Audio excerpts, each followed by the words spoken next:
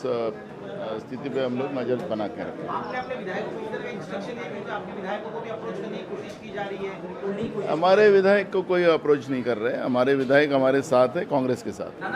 शिंदे जी ने कहा कि बीजेपी के साथ सरकार बनाए, यही उनकी मांग है। इसको देखो, ये शिवसेना का मामला है, शिवसेना खुद सेटल कर लेंगी। उनके नेता उद्धव ठाकरे जी राज्य के मुख्यमंत्री है और ये सब मामला उनके लेवल पे चल रहा है और मुझे लगता है कि मामला पूर्ववत हो जाएगा और सरकार कंटिन्यू चलते रहेगी। विधान परिषदेमध्ये आपली मतं फुटली होती, मात्र आता पुन्हा जर सरकार पूर्ण आमदार आमचे काँग्रेसचे सोबत आहेत, कुठलाही आमच्या काँग्रेसचा इथला प्रश्न नाही। कमलनाथ उभे येत आहेत, मुळात केंद्राचं थेट नेतृत्व इथे याचं कारण परत तीच भीती वाटते का की वेगळे काही गडबड नाही, इकडे या सगळ्या पॉलिटिकली घडामोडीमध्ये आपल्याला लक्षात असेल की ज्यावेळेस महाविकास आघाडीचं सरकार झालं त्यावेळेस आमचे सिनियर नेते त्यावेळेस दिल्लीवरून इथं आलेले होते आणि त्याच्यामुळे जेव्हा जेव्हा अशा घडामोडी येतात त्यावेळेस सिनियर नेते येतात आणि त्यांच्या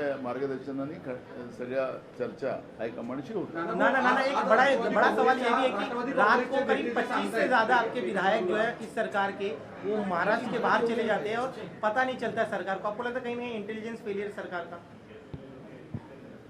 देखो, सरकार का इसमें फेल्योर है कि क्या नहीं है वो बात का इशू है, पर मैं जब बार बार ये कह रहा हूँ कि केंद्र में बैठी हुई जो बीजेपी की सरकार है नरेंद्र मोदी जी के रूप में, वो जो केंद्रीय तपास यंत्रणा का दुरुपयोग कर कर, सत्ता का दुरुपयोग कर कर हमारी कर्नाटक और मध्य प्रदेश की सरकार गिराई थी, इस बात को भी आप ना भूले।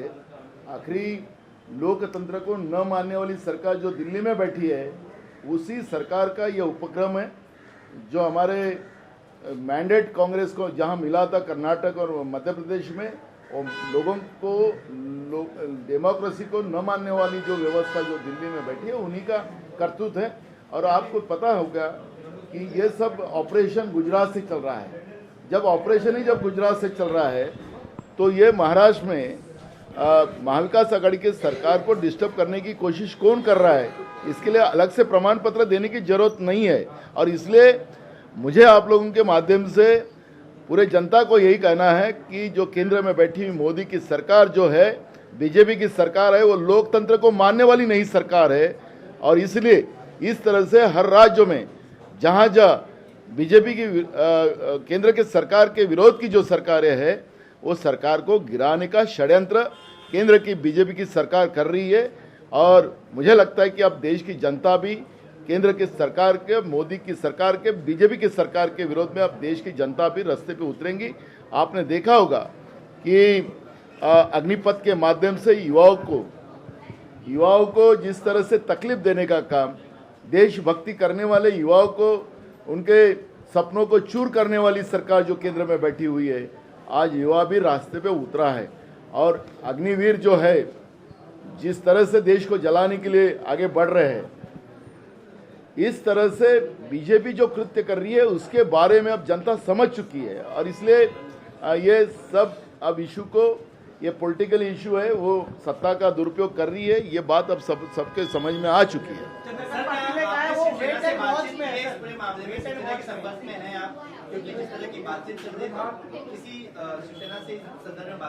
पूरे हमारी नेता संपर्क में है माननीय मुख्यमंत्री जी से और पूरी तरह बात चल रही है। आपको लगता नहीं है कि सरकार गिर जाएगी और तमाम विधायक अगर नहीं लौटे? देखो, एक बार कोशिश शुरुआत में भी 80 घंटे की हो चुकी थी, अंधेरे में सरकार बनी थी।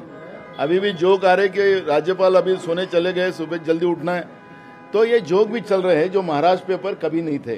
तो इसलिए हम उस विषय पे नहीं जाना चाहते। हम चाहते, हम लोकतंत्र के साथ हैं और जहाँ पे लोकतंत्र में जो सरकारें होती है उसको केंद्र सरकार ने ताकत देना चाहिए और राज्य के विकास के बारे में सोचना चाहिए।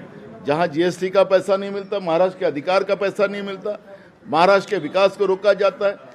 देश अभी किसानों का, हमारे यहाँ पे धान की खरीदी, चने की खरीदी केंद्र सरकार नहीं कर रही है और इसलिए किसान भी परेशान है।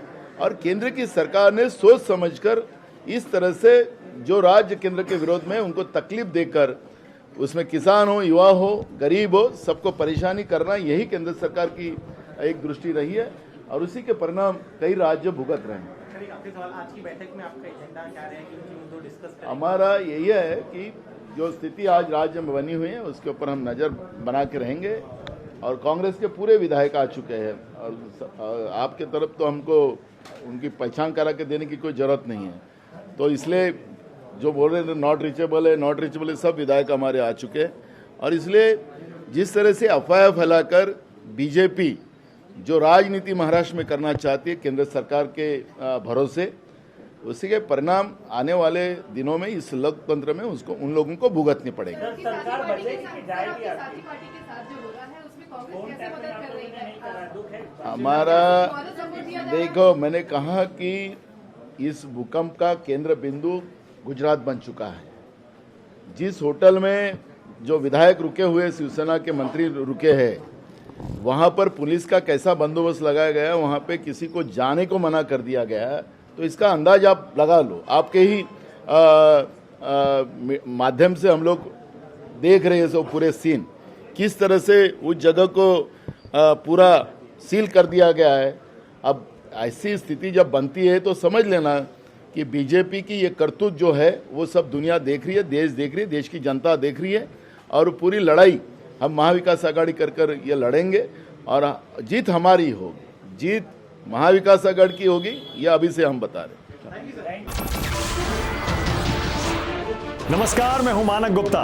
अगर आपको हमारा ये वीडियो पसंद आया हो तो इसे लाइक और शेयर जरूर करें और हाँ, हमें सब्सक्राइब और फॉलो करना ना भूलें ताकि आप देश और दुनिया की कोई खबर मिस ना करें। तो जुड़े रहिए हमारे साथ और देखते रहिए न्यूज़ 24।